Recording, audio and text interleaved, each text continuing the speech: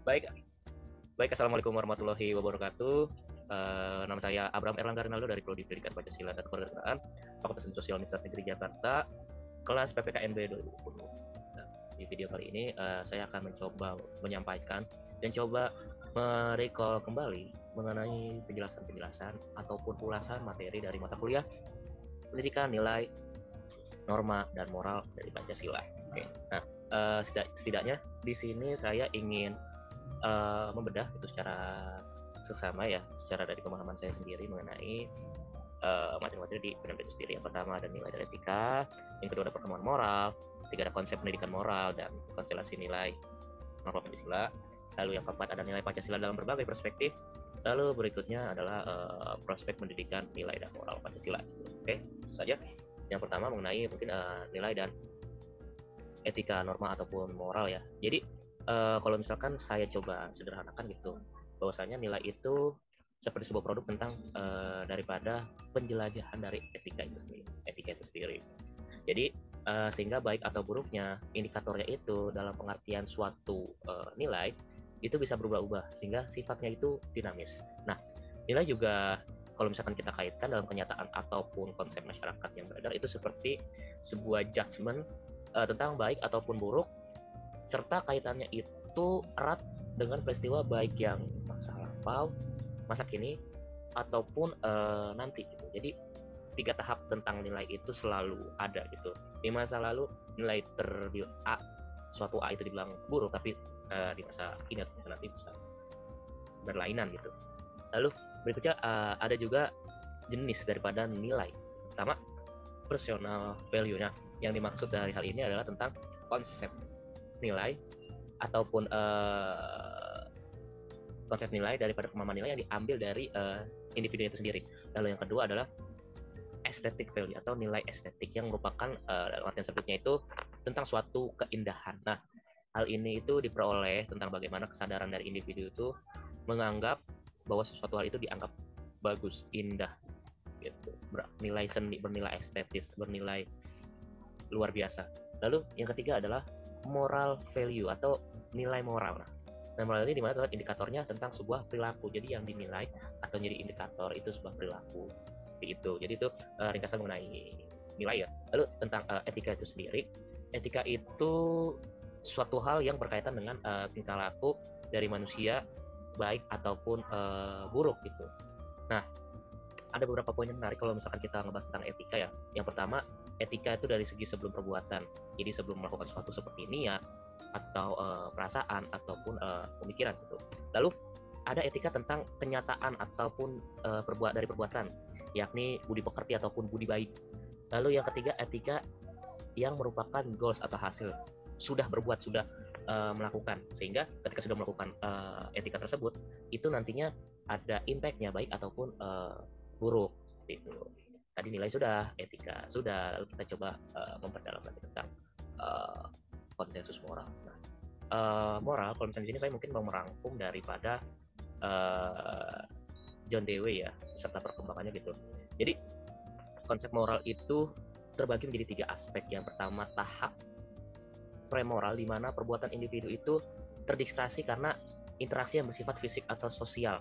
Jadi adanya interaksi itu antar individu dengan sosialnya itu sehingga menciptakan sebuah konsep moral yang baru.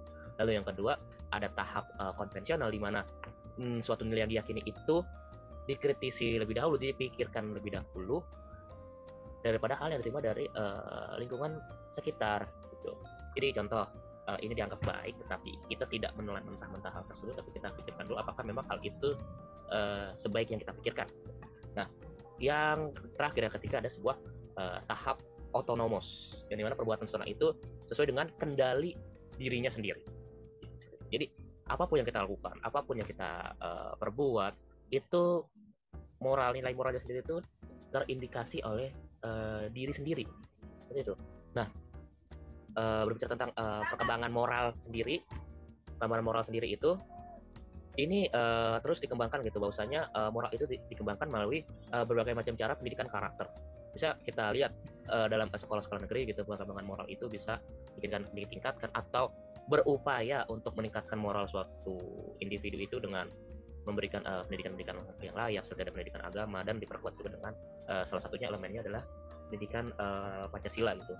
Nah, lalu kita coba membedah lebih dalam lagi gitu. Ketika nilai, norma, moral, dan etika beserta perkembangan sudah kita bahas, kita coba membedah gitu. Bagaimana sih konsep pendidikan moral terhadap integrasi nilai ataupun moral dari Pancasila itu sendiri, serta bagaimana Pancasila itu memandang atau bisa terproyeksikan terhadap nilai ataupun moral gitu. Nah, kalau kita lihat nilai Pancasila itu sendiri lahir gitu dari penyeragaman sikap karakter individu di Indonesia gitu. Nah, bisa dilihat gitu dengan jelas bahwasanya kita itu berbagai pluralitas, berbagai multikultural yang ada pada jati diri bangsa Indonesia sendiri itu membentuk sebuah nilai yang bisa diyakini keberadaannya sampai sekarang.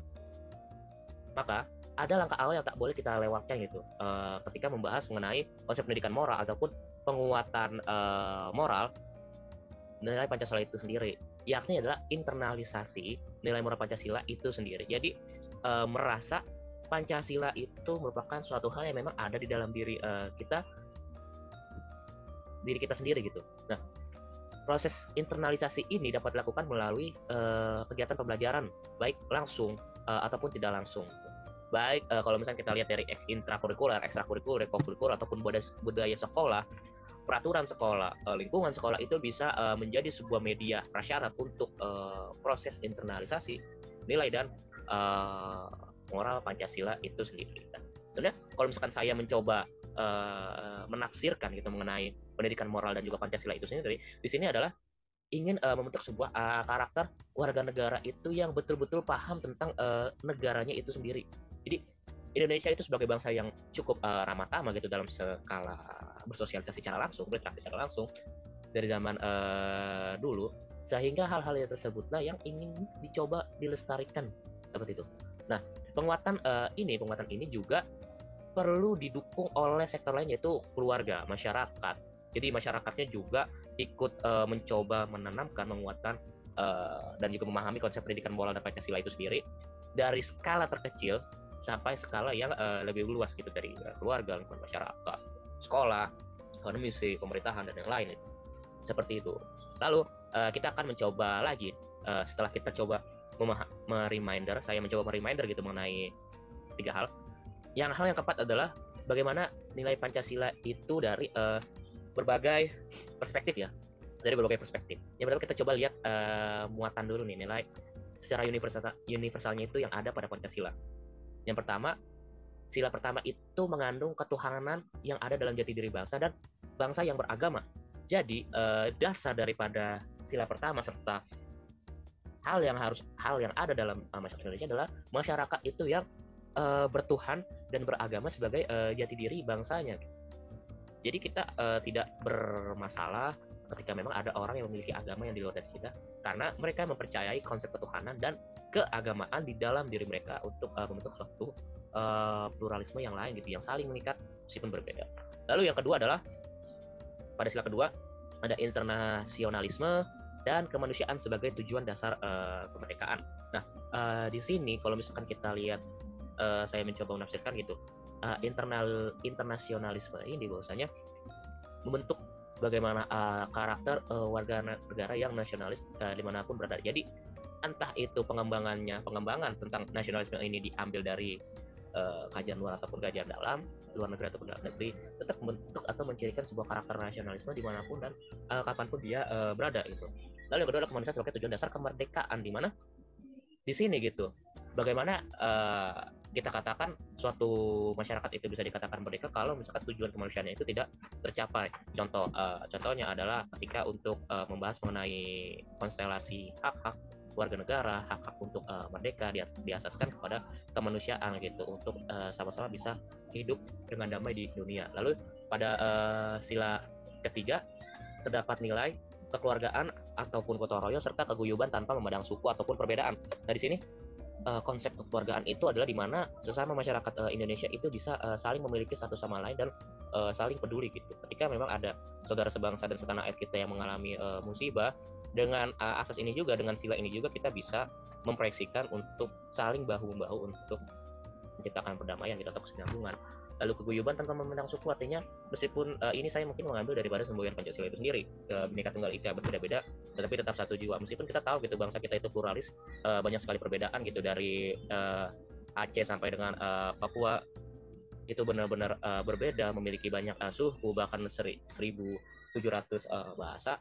Itu tetap kita tidak melihat hal itu, tapi kita melihat segi dari mana kita sama-sama bangsa yang berjuang untuk merdeka hingga sampai saat ini untuk berkembang lebih maju dengan negara lain.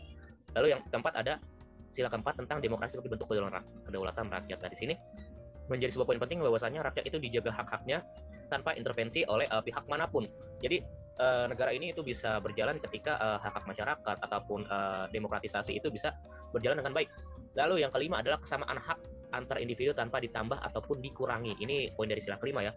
Jadi poin pada sila kelima ini hampir bersinggungan dengan nilai demokrasi sebagai bentuk kedaulatan rakyat gitu. Di mana hak antara tiap individu itu sama, tidak dikurangi, kewajibannya itu sama, tanggung jawabnya itu sama. Setinggi apapun status sosialnya, kita benar-benar sama. Maka dari itu, dalam pasal 1 ayat 3 Undang-Undang Dasar 1945 nyatakan bahwasanya Indonesia adalah negara hukum, dan dalam asas hukum itu terdapat asas kesamaan di mata hukum, equality before the law. Artinya semua orang itu akan sama statusnya di hadapan hukum, seperti itu. Nah, di sini juga sebenarnya banyak itu mengenai nilai Pancasila dalam berbagai perspektif. Ada dalam perspektif pendidikan, bagaimana nilai Pancasila dalam perspektif organisasi, kita bisa melihat gitu bahwasanya kelima nilai universal ini, nilai-nilai ini ketika dibawa konsep itu ke dalam organisasi itu harus seperti apa, dan juga bagaimana pengembangannya gitu. Tapi saya akan mencoba yang terakhir itu motivasi dan mungkin catatan reflektif dari sebuah mata kuliah ini ya. Di mata kuliah ini setidaknya saya mendapatkan 3 buah poin gitu. Yang pertama adalah pemahaman mendalam serta konseptual tentang bagaimana nantinya seorang pendidik mengantarkan sebuah pemahaman pemikiran karakter building kepada peserta didik nantinya. Jadi saya tahu dulu gitu mengenai pengembangan ini. Jadi dikembangkan dulu karakter saya, nilai saya bernilai menjadi sebuah calon pendidik yang bernilai Pancasila, bernorma Pancasila dan bermoral Pancasila, sehingga nantinya bisa ikut turut membentuk karakter peserta didik gitu. Lalu yang kedua adalah dapat menindaklanjuti bagaimana nantinya konsensus nilai, norma, dan moral Pancasila yang mendalam lagi, yang lebih konseptual lagi, sehingga nantinya ketika mendidik, tujuan pembelajaran antara pendidik dan peserta didik itu bisa saling belajar satu sama lain, bisa saling bertukar pakai pemahaman serta pemikiran. Lalu yang ketiga, atau yang poin yang terakhir yang saya sampaikan menjadi catatan reflektif ini adalah memperdalam tentang bagaimana sejatinya manusia Indonesia itu mengimplementasikan Pancasila itu sendiri ke setiap sendi kehidupan. Jadi berikut adalah 3 poin motivasi bagi diri saya ataupun catatan reflektif tentang mata kuliah ini. Lalu berikutnya, ketika nantinya saya diampu sebagai dosen pendidikan nilai, norma, dan moral Pancasila, seperti itu ya, apa yang akan saya sampaikan, apa yang akan saya coba lakukan gitu untuk memenuhi hal ini. Nah, untuk memenuhi hal ini adalah perencanaan mengenai mata kuliah ini ke depannya adalah saya coba memberikan pemahaman yang bukan hanya interaktif tentunya, tetapi kepada para mahasiswa ataupun mahasiswi bisa mengimplementasikan hal tersebut ketika nantinya menjadi pendidik. Nah, untuk itu nantinya coba saya korelasikan mengenai mata kuliah ini dengan bagaimana konsep pembelajaran yang diampu di sekolah. Jadi adanya sebuah cocokologi antara mata kuliah ini dengan kompetensi dasar ataupun kompetensi inti gitu. Jadi antara pendidiknya juga tahu apa yang ingin dia sampaikan, dia dibentuk sebagai apa, nantinya juga dia bisa menyebarkan hal itu ke peserta didik. Contohnya adalah wujud konkret dari hal ini adalah korelasi nilai dan moral Pancasila terhadap salah satu kompetensi dasar ataupun kompetensi inti yang diampu saat nanti di sekolah. Nah, nantinya berikutnya juga mahasiswa akan diujikan tentang percobaan bagaimana keharusan mereka untuk menghadirkan nilai dan moral Pancasila secara langsung nantinya ketika menjadi pendidik. Itu mungkin sekian yang bisa saya sampaikan, kurang lebihnya mohon maaf. Fastabiqul khairat, mari kita berlomba-lomba dalam kebaikan. Wassalamualaikum warahmatullahi wabarakatuh.